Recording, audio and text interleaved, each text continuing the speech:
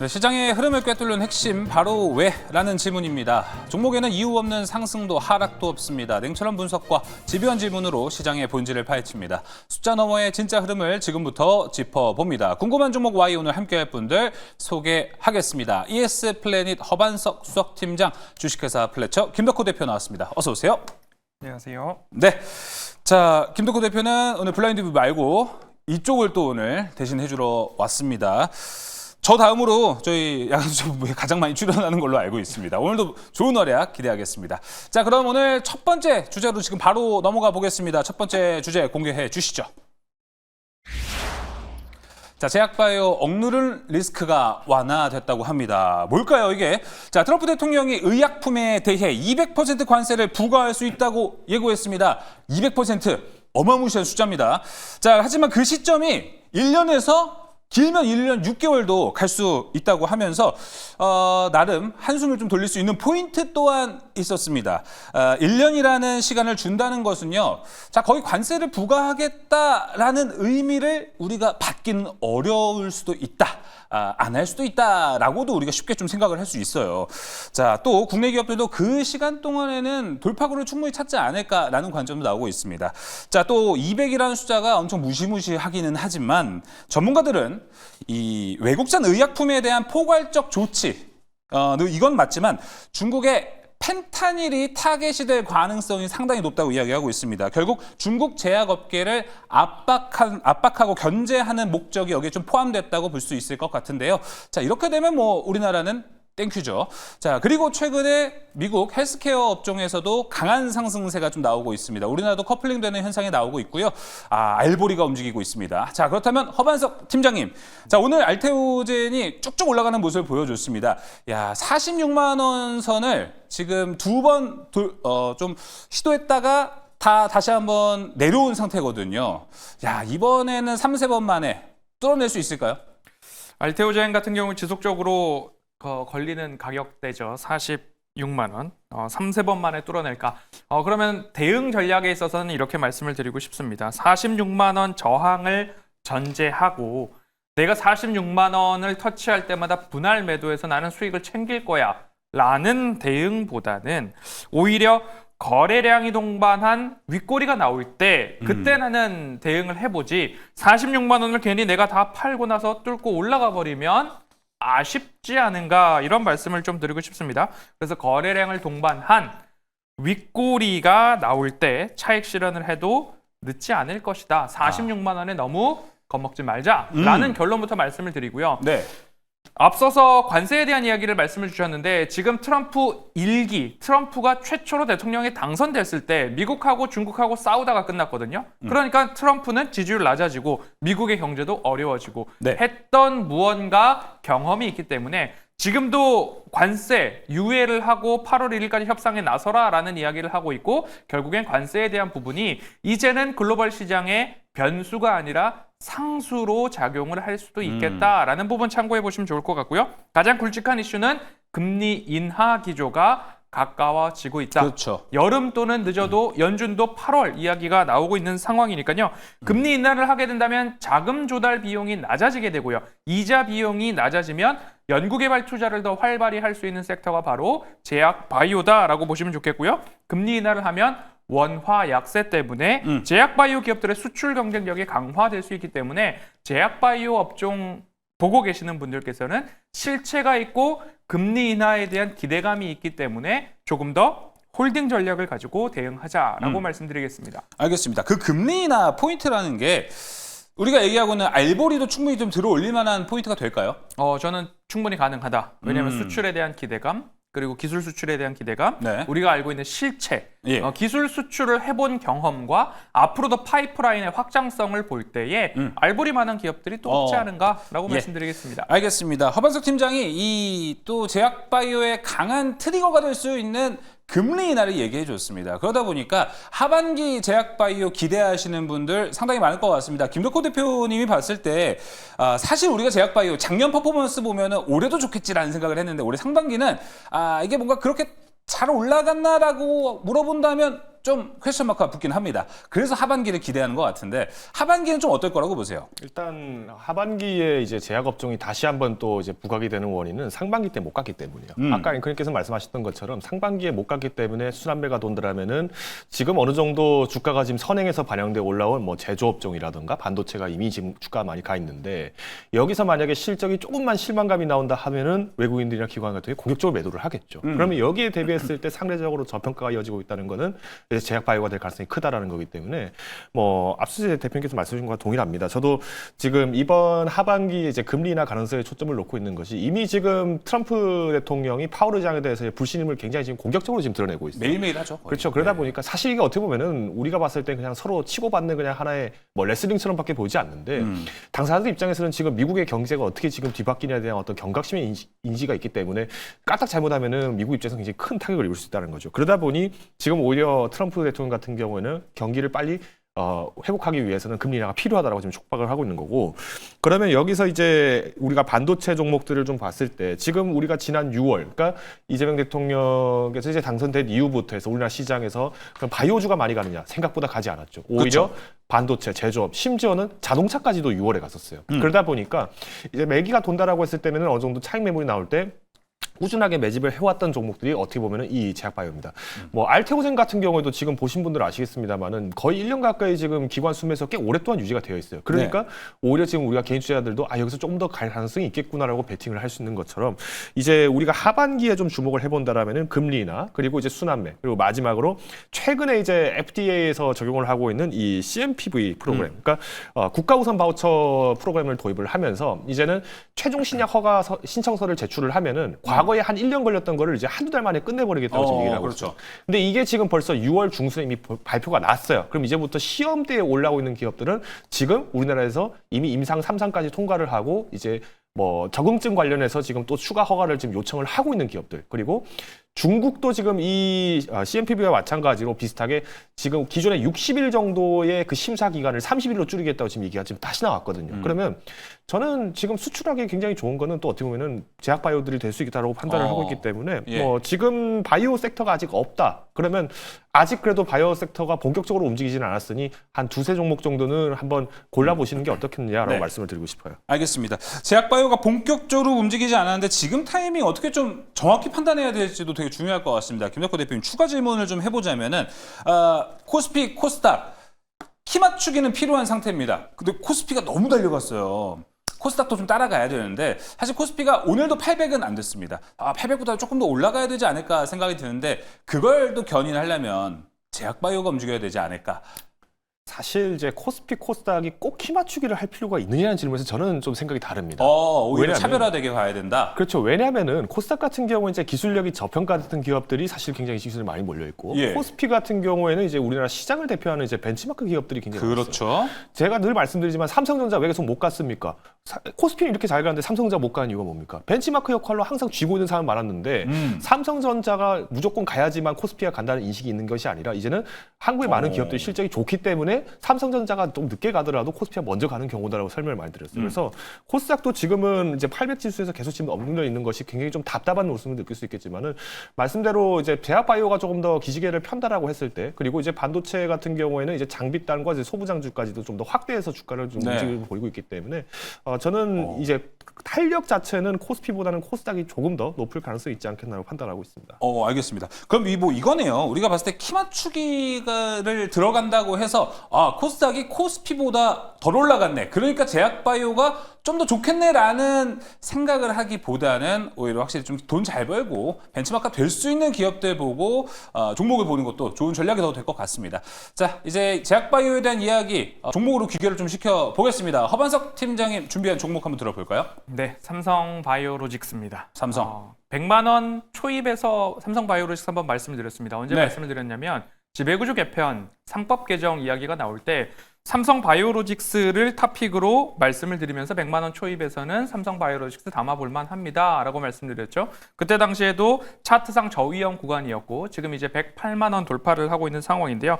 삼성 바이오로직스의 최대 주주를 본다면 삼성물산, 삼성전자, 이재용 회장은 직접 보유를 하고 있지 않습니다. 삼성그룹이 지주사를 재편할 경우 삼성물산의 자회사들의 핵심 자산에 대한 재평가가 일어날 수 그쵸. 있다. 그럼 삼성 바이오로직스, 삼성 에피스, 네. 바이오 에피스 이런 것들, 특히 삼성 바이오로직스를 지배구조 개편의 보강 수단으로 활용할 가능성도 우리가 열어놔야 된다. 그러면 제약 바이오가 좋아진다. 삼성 바이오로직스의 생산 캐파가 늘어나고 있다. 거기다 플러스 알파로 지배구조의 핵심 자산으로 활용할 수 있다. 두 가지 이중 프리미엄이 있다. 그래서 추가적인 주가 상승의 네. 잠재력이 있다라고 말씀을 드렸는데요. 차트 흐름 보시면요.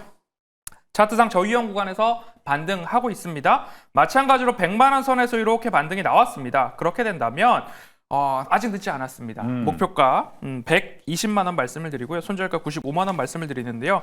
차트상 저위험 구간에서 누가 끌어올렸느냐? 외국인과 기관들이 차트상 저위험 구간에서 놓치지 않고 매수한 기업이 삼성 바이오로직스다. 그럼 우리도 늦기 전에 눌림목을 활용해서 107만 원 아래에서는 분할로 매수해 볼 만하다라는 의견 드리겠습니다. 네, 매수 라인은 107만 원 이하가 조금 더 적정할 것 같습니다. 삼성 바이오로직스 이야기 들어봤고요. 이어서 김덕호 대표의 제약바이오 탑픽 종목은 어딘가요? 네, HK 이노엔입니다. HK 이노엔. 뭐 자주 얘기를 좀 많이 드렸던 그렇죠. 기업인데 뭐 이번 2분기 실적 같은 경우에는 이제 일부 음료 쪽에서 좀 리콜이 좀 나올 가능성이 있고 그리고 이제 이번에 연구개발 비용이 좀 많이 들다 보니까 사실 영업이익률이 이제 전년 대비해서는 그렇게 확 획기적으로 많이 늘어나기보다는 오히려 좀 축소할 가능성도 있다고 보고 있어요. 그래서 지금 컨센서스 기준으로는 이제 매출이 한 200억, 2,500억 그리고 이제 한 영업이익이 한 250억 이렇게 나오는 걸로 알고 있는데 이거보다는 좀 모자라다 하더라도 오히려 이노엔 자체가 3분기, 4분기 실적을 좀 보신다라면 크게 부담은 없을 거라고 보고 있습니다. 특히 이제 K캡 실적이 지금 계속 이제 성장을 하고 있고 이번에 이제 GLP-1 계열의 이제 비만 치료제, 그러니까 에크노글루타이드도 지금 이제 임상 기대를 좀 계속 하고 있기 때문에 좀 주목해 볼 필요가 있습니다. 물론 이제 HK 이노엔 하면은 지금 이제 회자가 되는 게 하나 있어요. 그러니까 콜마그룹 내에서 지금 내전이 일어났죠. 그러니까 오빠랑 여동생이 지금 싸우고 있잖아요. 그러니까 콜마 B&H가 지금 HK 이노엔하고 그렇죠. 지금 서로 지분 싸움을 하다 보니까 만약에 지금 윤 부회장이 지금 지분 뺏겨버리면은 이거 HK 이노엔 박살나는 거 아닙니까? 이렇게 생각할 수 있는데 지금 윤 부회장 입장에서는 오히려 SK 이노엔이 실적 잘 나가고 있는데 그럼 함부로 이걸 갖다가 빼는 것이 말이 되느냐라고 지금 오히려 얘기를 하고 있고 콜마 B&H에 있는 지금 윤여건 사장 같은 경우에는 아니다 지금 이걸 다시 재편하겠다라고 했으니 기회를 달라고 지금 이걸로 지금 팽팽하게 싸우고 있는 거예요. 그러면 이때는 이제 어떻게 하셔야 되냐? 일단 실적 자체로 보나 아니면 모멘텀 자체로 보나 SK 이노엔이 훨씬 잘 가고 있죠. 그러면은 저는 이런 분쟁 싸움이 있을 때는 두 종목을 같이 삽니다. 대신 비중은 7대3 정도로 사시면은 오히려 이제 어느 한쪽이 지분에 좀 밀린다 하더라도 문제는 없을 거라 보고 있어요. 그래서 일단 목표 주가는 연내 목표가로 48,000원 제시드리겠고요. 네. 손절가는 4만 원으로 제시를 드리겠습니다. 예, HK 이노엔 들어보면서 첫 번째 주제는 여기서 마무리해 보도록 하겠습니다. 이어서 궁금한 종목 Y 두 번째 주제로 넘어갑니다. 두 번째 주제 열어주시죠. 자, 스테이블 코인 불확실성이 오늘 좀 이야기가 있었습니다. 근데 왜 올랐을까요? 오늘 한국은행에서 여러 코멘트들이 좀 나왔습니다. 반도체에 대해서 뭐 긍정적인 전망 이런 얘기도 있었고요. 얼마 전에 이창용 총재가 스테이블 코인에 대해서 좀 회의적이다라는 뉘앙스의 코멘트를 발표했었습니다. 자, 그 이후 오늘 거기에 대해서 좀 추가적인 이야기들이 오고 갔는데요. 요약하자면 스테이블 코인은 은행권 중심으로 시작해야 하고 도입과 함께 CBDC 병행을 필수적으로 해야 된다라는 코멘트를 했습니다. 화폐의 가치가 달라질 수 있는 문제가 생길 수 있어 주의를 해야 된다라는 이야기도 함께 덧붙였는데요. 그러다 보니 은행권 그리고 그 은행과 함께 일한 레퍼런스가 있는 이력이 있는 기업들이 같이 올라가는 모습을 좀 보여줬습니다. 상승폭을 키워가다가 이 카테고리에 들어오지 못한 종목들은 오늘 윗꼬리를 달고 좀 내려가는 모습도 함께 보여줬는데요. 자, 허반석 대표님 스테이블 코인 오늘도 이야기를 한번 해보도록 하겠습니다. 자, 오늘 은행권 중심 CBDC 이런 코멘트들이 좀 나왔습니다. 나름 이창용 총재가 옥석을 가려줬다고 볼 수 있나요? 옥석을 가렸다라기보다는 제가 봤을 때 원화 스테이블 코인 발행 허용했을 때 자본 유출입 관련된 규제가 훼손될 염려가 있다. 결국에는 지금 약간 시기상조 아닌가 이런 우려스러운 이야기도 있었습니다. 그런데 이거를 조금 더 제가 비판적 시각이라고 해야 될까요? 본다면 제도권, 그 제도권 중에서도 공기관, 한국은행을 비롯한 중앙은행 및 여러 은행 지주사들이 많이 준비가 덜 됐다. 그런 모습들을 통해서 결국에는 핀테크 사기업들이 주도할 만한 시장의 분위기로 가고 있기 때문에 한국은행 총재의 입장에서는 이러한 시장의 신뢰도가 밑바탕으로 단단하지 않은 상황에서 덜컥 시도했다가 문제가 생기면 어떡할까 하는 염려가 오히려 더 크시지 않았는가 이런 생각이 듭니다. 그래서 시장에서는 예전에 우리나라 이제 코로나 팬데믹 시절로 생각을 해본다면 치료제 없었습니다. 백신 없었고요. 그런 상황에서도 불구하고 우리나라의 수많은 기업들이 우리 백신 뭐 할 거야, 치료제 뭐 할 거야 라는 이야기에 뉴스만으로도 연속적인 상한가하고 이런 모습들이 나타났었죠. 그래서 스테이블 코인 관련된 종목들도 우리 상표권 출원했습니다. 이런 소식으로도 주가가 엄청나게 많이 가고 있단 말이죠. 과열된 분위기가 있는 반면에 제가 명확하게 구분을 해드렸습니다. 코인을 발행하고 있는가? 경쟁력 있는 결제 인프라 플랫폼을 갖고 있는가? 블록체인 기술을 갖고 있는가? 장기적 성장성이 담보되는 무언가 기술력이 있고 실적이 담보되는 기업인가? 이 부분에 있어서 뭔가 확실하게 된다라고 생각을 한다면 그 기업에 대해서는 눌림목을 활용해서 스테이블 코인 관련된 것은 미국 주도의 성장성 잠재력이 가장 큰 섹터다. 그렇게 본다면 예를 들자면 네이버, 카카오, 다날, NHN, KCP 그쵸. 이런 쪽에서는 확실한 플랫폼과 기술력이 담보되는 기업들이기 때문에 이 부분에 관심을 갖고서 여러분들이 매매에 참고를 해보신다면 스테이블 코인은 조금 더 장기적으로 볼만한 섹터다라는 의견 드리겠습니다. 네, 알겠습니다. 오늘 이창용 총재의 코멘트와 함께 그 기사의 댓글들을 좀 보면요. 허반석 팀장님. 좀 전반적으로 비판적인 논조들 좀 여러 가지가 있었습니다. 지금 채팅창에도 관료적이다 이런 얘기도 있었고 보수적인 거 아니냐, 좀 열려 있어야 된다 이런 얘기들을 하는데 그 부분에 대한 코멘트 뭐 논평을 해주셔도 좋지만 네. 이창용 총재와 관련된 이야기들 그리고 어떤 스테이블 코인에 대한 이야기를 하면은 종목들이 움직이잖아요. 네. 앞으로도 계속 그럴까요? 앞으로도 계속 움직일 것으로 보고 있습니다. 가상화폐도 그렇고요. 지역화폐도 그렇고요. 스테이블 코인도 관련됐는데 각자 서로의 입장 차이가 있지 않은가 싶습니다. 뭐 이재명 대통령께서도 한 그 포럼이나 기자회견에서 대통령이 그거 세세하게 챙길 수도 없는 이야기가 있고 나는 더 큰 정책을 바라보는 입장이다라는 입장 차이도 있고 여러 가지 이야기들이 나올 수 있는데 이창용 총재께서도 중앙은행, 한국중앙은행의 총재로서의 무언가 역할과 이야기가 있기 때문에 굳이 이것을 해야 된다 하지 말아야 된다 지금 시기상조다 이런 것보다도 시장에 대한 염려스러운 우려 정도의 표명으로 우리가 네. 평가해보고 투자는 투자대로 우리가 잘 하면 되지 네. 않을까 예. 이렇게 마무리하겠습니다. 예, 알겠습니다. 자, 오늘 또 추가적으로 나왔던 이야기는 CBDC를 병행하겠다라는 이야기도 나왔습니다. 김덕호 대표님은 CBDC를 병행한다. 이거 뭐 스테이블 코인을 안 한다라는 건 아닙니다. 사실 두 개가 대척점에 있었던 흐름도 있어가지고 깜짝 놀라신 분도 있을 것 같은데 이 병행한다라는 이야기는 앞으로 이 테마성에 어떤 영향을 좀 줄 것 같으세요? 일단 이제 우리가 CDBC가 먼저 선행된다는 입장은 명확하게 확인할 수 있는 것 같아요. 그도 그럴 것이 지금 금융권 자체가 이 디지털 화폐에 대한 어떤 이해도라든가 진행이 굉장히 더뎌요. 이거는 딱 뭐라고 생각하시면 되냐면은 우리 군대 생각하면 됩니다. 옛날에 과거에 그러니까 우리나라가 이제 한참 이제 개발도상국 축에도 못 들 정도로 가난하게 살 때는 군 조직이 강력한 어떤 리더십으로 이제 진행을 하게 되면서 뭔가 교육도 하게 되고 이러다 보니 굉장히 탄탄한 조직이었어요. 근데 점점 사회가 발전하면서 군대보다 오히려 밖에 있는 민간 회사들이 더 기술력 개발에 더 힘을 많이 쓰게 되고 자본을 많이 투여하고 그러다 보니까 군대에 있는 사람이라고 하면은 인식이 뭔가 옛사람 이렇게 지금 고착화되는 현상이 많았잖아요.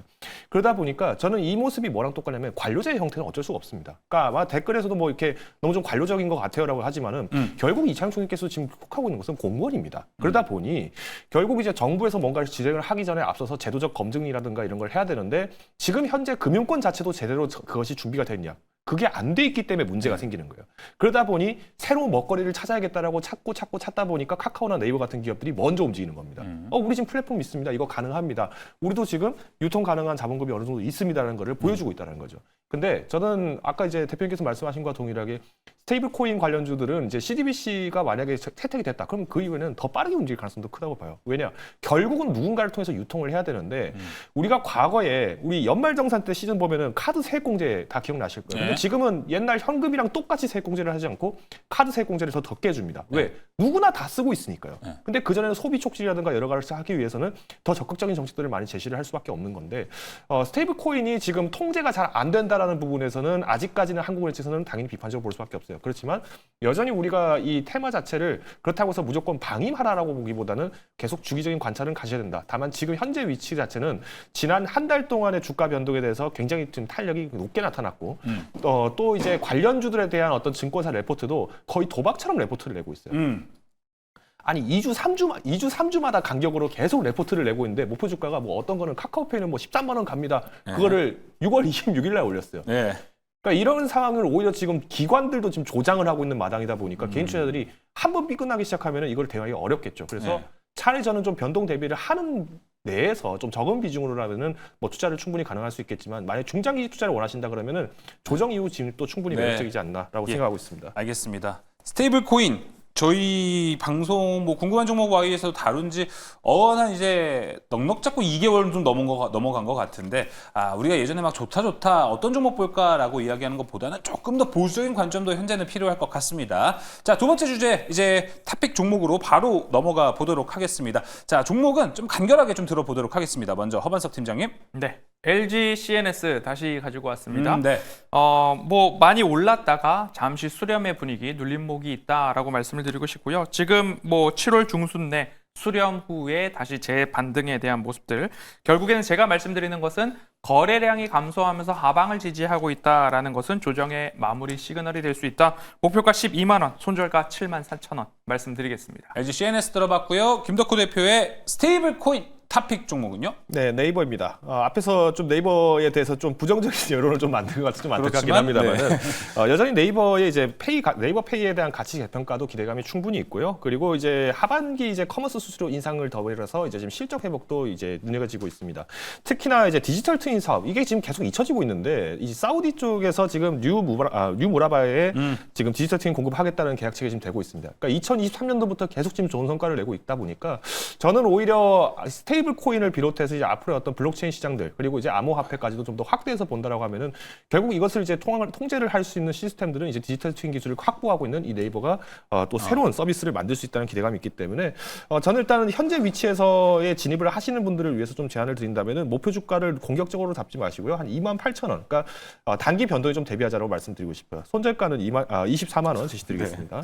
지금 공 하나 붙이셔야 됩니다.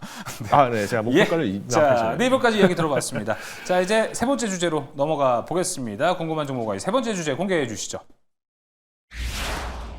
자, 드디어 간밤 2025 갤럭시 언팩이 있었습니다. 시간이 좀 더 지나봐야 알겠지만 현재까지는 호평이 더 많습니다. 얇아지고 가볍고 넓어졌다. 더 나아가 섹시하다 이런 얘기까지도 나오고 있습니다. 역사의 한획을 긋는다 이런 얘기도 찬사들이 오고 갔는데요. 자, 갤럭시 부품주들도 함께 움직였고요. 더 나아가 샤오미에 이어서 애플까지 이제 폴더블 폰을 생산할 수 있다라는 얘기도 나오면서 오늘 폴더블 관련주들 모처럼 좀 움직이는 모습 보여줬습니다. 자, 폴더블은 이제 또 힌지와 관련된 쪽이 있어가지고 다양한 이야기를 우리가 해볼 수 있을 것 같습니다. 그간 접혀있던 주가가 한번 쫙 펴질 수 있을지 여기에 대한 이야기를 해보겠습니다. 먼저 허반석 대표님, 자, 오늘 언팩 행사 이후에 관련된 종목들이 좀 움직이는 모습을 보여줬습니다. 모바일 수요도 함께 좀 올라갈 수 있을 것이다 보시는지요? 아직 조금 성급할 수는 있어요. 모바일 수요는 전 세계적으로 올라가긴 올라갑니다. 뭐 25년도에 313억 불, 30년도에는 1188억 불, 연평균 성장률 30% 이상이라는 보고서와 데이터 수치들이 나오고 있지만 실제적으로 우리가 휴대폰을 어떻게 교체하는가를 본다면 교체 주기가 길어지고 있는가 짧아지고 있는가. 실제로는 교체 주기가 길어지고 있는 것을 맞아요. 저는 개인적으로 그렇게 생각을 하거든요. 뭐 2년 또는 2.5년, 3년 이렇게 쓰다가 4년, 5년까지 쓰고 있는 상황이라는 거죠.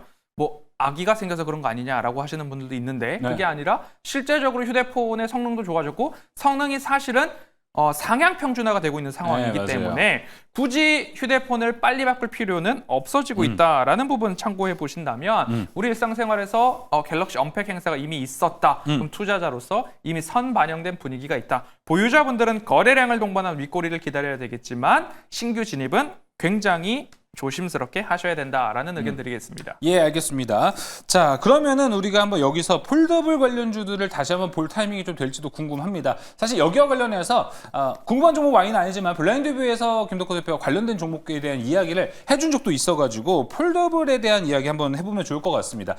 이참에 다시 한번 올릴 수 있는 기대감 좀 있습니까? 그렇죠. 일단 뭐 어제 블라인드 뷰에서도 좀 말씀드렸지만은 결국 삼성전자가 먼저 이슈를 터트리면은 뭐 애플이나 샤오미, 오포 같은 기업들이 배가 아플 수밖에 없어요. 그러면 자연스럽게 관련 기술들을 계속 이제 공개를 하려고 할 텐데 핵심은 이제 폴더블 폰 같은 경우는 이제 방수 그리고 이제 힌지 기술을 이제 자체적으로 갖고 있는 그 체인망 있냐 없냐가 굉장히 관건입니다. 그래서 저는 오히려 지금 삼성전자가 지금 이번에 이슈를 만들었던 것에 대해서 물론 이제 모든 게 다 이제 일색호평이다라고 하지만 딱 하나 이슈가 있어요. 문제점이 뭐냐면 가격입니다. 네. 이 가격을 뭘로 문제를 만들 것이냐인데 저는 이게 별로 큰 문제는 안 될 것 같아요. 특히나 우리나라 시장에서에 대한 매출 부분은 걱정이 안 된다고 보는 게 이번에 SK텔레콤이 이제 보상안을 내놨죠. 그래서 기기 이동이나 아니면 뭐 이제 정리되어 있습니다. 통신사 이동을 할 때 네. 예약금 면제를 며칠까지 줬습니까? 14일까지 줬잖아요. 왜? 15일부터는 사전 예약 받잖아요. 그러면 그만큼 지금 Z7을 비롯해서 이제 폴더블 폰 그리고 이제 투구 기종에 대해서 기대감들이 좀 높아진다는 것을 우리가 은연중에 알 수 있기 때문에 저는 오히려 폴더블주가 가는 것도 기대를 해서 삼성전자를 산다. 이것도 좋은 선택이겠지만은 삼성전자가 가지고 있는 나머지 산업에 대한 어떤 분야들도 이제 확인이 실적 나오기 전까지 조금 기다려야 될 것 같아요. 그래서 차라리 부품주라든지 아니면 소재단을 좀 보시는 게 바람직하지 않나라고 생각을 하고 있습니다. 예, 알겠습니다. 거쪽에 대한 이야기 들어봤고요. 지금 채팅창에도 10월의 가을님께서 폰보단 엑시노스 성공이 관건이다. 아주 날카로운 질문을 또 올려주셔가지고 마침 저희가 준비가 되어 있습니다. 하반석 팀장님 보셨을 때 좀 어떻습니까? 이번에 언팩 행사에서 총 3가지 라인업이 나왔는데 거기서 제일 고사양은 아직은 퀄컴 거를 좀 쓰는 것 같더라고요. 2개가 이제 엑시노스를 탑재했다. 라는 이야기가 나왔습니다. 얼마 전에 삼성전자 이제 잠정 실적 발표에서 비메모리에서도 엄청난 적자가 나왔다고 해서 또 비난을 받았습니다. 네. 지금 여기에 대해서 우리가 기대를 좀 가져봐야 할 타이밍인지 하반기로 갈수록 TSMC의 파운드리에서 좀 뭔가 빈틈이 나오길도 기대를 해야 되는데 좀 어떻게 보고 계십니까? 엑시노스를 이제 추정해 본다면 플립6가 누적 판매량이 281만 대 전후였는데 이를 이제 엑시노스 2500이 모두 다 이제 커버를 한다. 281만 대. 그러면 매출이 약 한 4,500억 원에서 5,000억 원 사이입니다. 그러면 요번에 적자 폭이 한 2조 원까지도 파운드리 쪽에서 나왔다 전망이 되고 있는데 4,500억 원 가지고서 또는 5,000억 원 가지고서 그 적자 폭 모두 다 메우기는 어렵다. 그러니까 단기적으로 엑시노스에 대한 기대감이 삼성의 적자 폭을 많이 메꿀 것이다 라는 기대감은 수치상으로 맞지 않습니다. 그런데 이 엑시노스가 앞으로 더 발전할 것인가? 단기적으로 효과는 있겠지만 당장의 흑자 전환은 시기상조다라는 것이 삼성전자가 이른바 반성문처럼 요번에도 이야기를 했죠. 하반기 수요 회복 시 적자폭 축소 기대 이렇게 워딩이 나왔습니다. 네. 아직까지는 적자폭 축소지 흑자 전환에 대한 이야기는 나오지 않고 있는 상황이기 때문에 제가 단기 효과는 있겠다. 그래서 삼성전자 보지 말자, 폴더블 폰 관련주 보지 말자가 아닙니다. 줄곧 말씀드리는 삼성전자에 대한 대응은 최악의 실적이 주가가 최저점이다 네. 라는 부분에 방점을 찍으시고 삼성전자는 보시면 좋겠고요. 폴더블 폰 관련해서는 저는 딱 2가지 종목만 좀 말씀을 드리고 있는데 파인엠텍, 세경하이테크 이 두 중에서 여러분들이 취사 선택하셔도 좋겠다라고 말씀드리겠습니다. 자, 그럼 그 둘 중에서 아무래도 토픽 종목 나올 것 같은데요. 골라주시죠. 네, 오늘은 파인엠텍을 가지고 왔습니다. 강자죠. 폴더블 폰 메탈 플레이트 강자입니다. 그래서 6월 급등 후에 조정이 나왔고 현재는 눌림목 패턴 저점에서의 61선 지지 후 언팩 행사 반등이 나왔습니다. 6,200원과 6,300원의 지지가 나오게 된다면 추세 상단 고점까지 여러분들이 한번 도전해 보시고요. 목표가는 7,500원 먼저 말씀드리도록 하겠습니다. 네, 파이널텍 이야기 들어봤습니다. 이어서 김덕호 대표의 토픽 종목은요? 네, KH바텍 가지고 왔습니다. 뭐 결국엔 이제 힌지로 끝나게 될 것이다라고 저는 좀 판단을 하고 있는 것이 이번에 이제 1분기 영업이익이 이제 무려 16% 상승을 했는데 그 원인이 힌지 가격에 대한 단가가 올랐다고 해요. 그러면 지금 1분기 때 판매가 됐던 실적은 결국에는 이번에 하반기에 출시되고 있는 이 Z7에 관련된 제품들도 충분히 기대를 할 수 있기 때문에 크게 어려움은 없을 거다 보고 있고요. 특히 펀더멘털이 굉장히 강하다 보니까 그동안 눌림목에 대해서 좀 보상을 받을 수 있는 기회는 있을 것 같습니다. 그래서 목표 주가는 연중 목표가로 12,500원, 손절가는 9,800원 제시드리겠습니다. 네, KH바텍까지 들어보면서 궁금한 종목 와이는 여기서 마무리해 보도록 하겠습니다. 지금까지 허반석 팀장, 김덕호 대표 함께했습니다. 오늘 말씀 고맙습니다.